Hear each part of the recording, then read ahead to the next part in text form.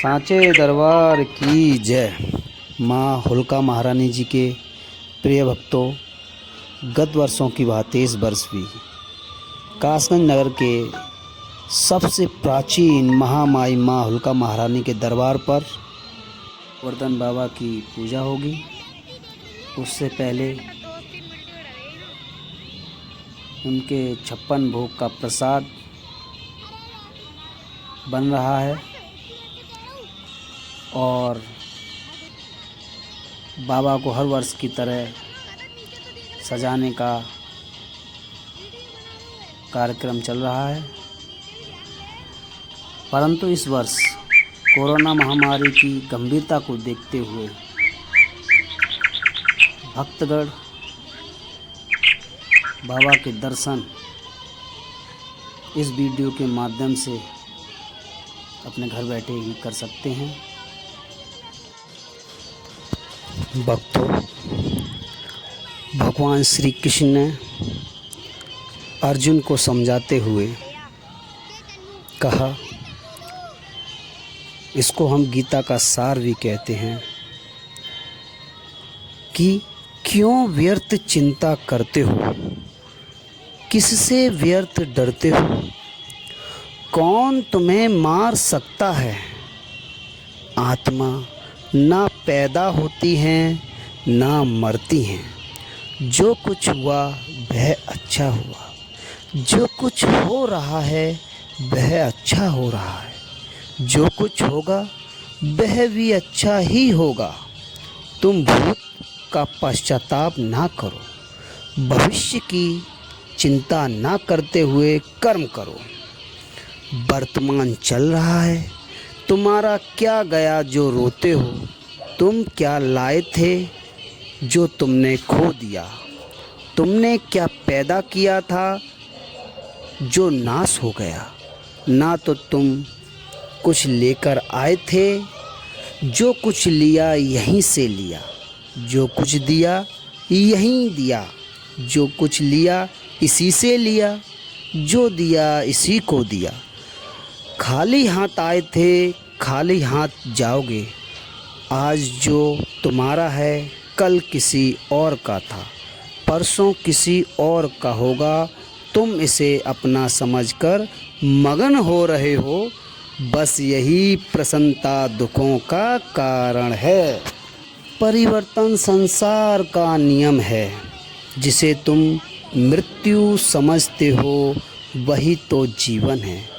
एक क्षण में तुम करोड़ों के स्वामी बन जाते हो, दूसरे ही क्षण में तुम निर्धन हो जाते हो। तेरा मेरा छोटा बड़ा अपना पराया मन से हटा दो, विचार से हटा दो, फिर सब तुम्हारा है, तुम सबके हो। ना यह शरीर तुम्हारा है ना तुम शरीर के हो। यह अग्नि, जल, वायु, पृथ्वी और आकाश से बना है और इसी में मिल जाएगा, परंतु आत्मा स्थिर है। फिर तुम क्या हो? तुम अपने आप को भगवान को अर्पित करो, यही सबसे उत्तम सहारा है। जो इसके सहारे को जानता है वह भय, चिंता व शोक से सर्वदा मुक्त है।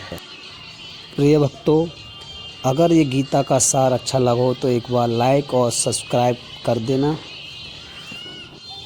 कृष्ण भूमि के नाम से मशहूर धार्मिक नगरी मथुरा से करीब 21 से 22 किलोमीटर की दूरी पर गोवर्धन पर्वत मौजूद हैं। यह वही पर्वत है जिसे भगवान ने अपनी कनिष्ठा उंगली पर उठाया था ताकि ब्रजवासियों की इंद्र के प्रकोप से रक्षा कर सके। गोवर्धन पर्वत को गिरिराज पर्वत के नाम से भी जाना जाता है।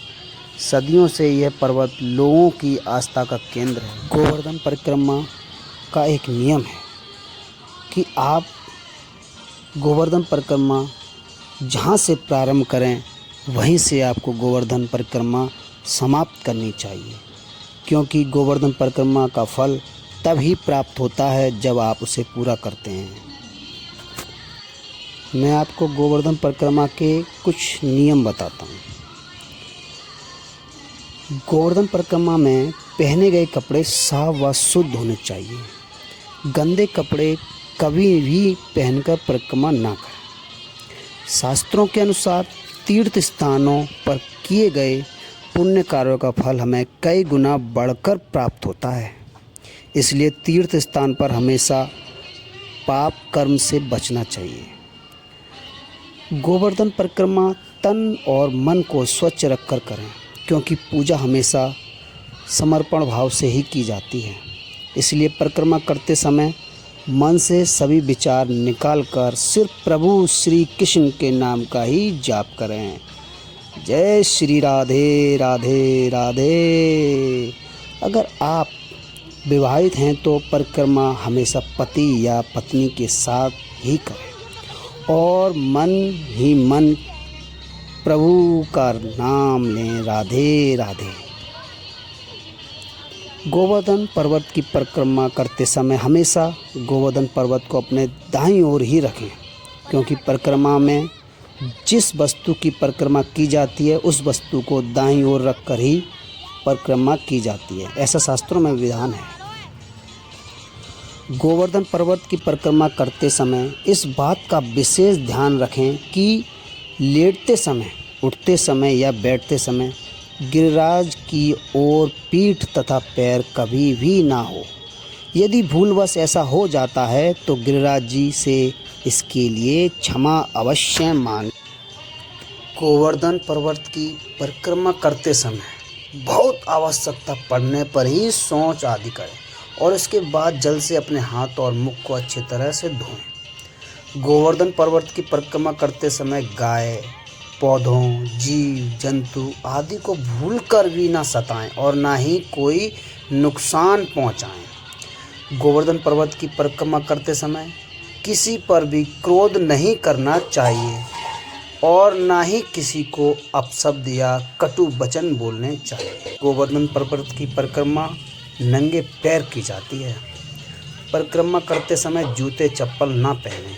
अगर कोई व्यक्ति कमज़ोर हो या फिर कोई छोटा बच्चा साथ में हो तो रबड़ की चप्पल या फिर कपड़े के जूते प्रयोग किए जा सकते हैं।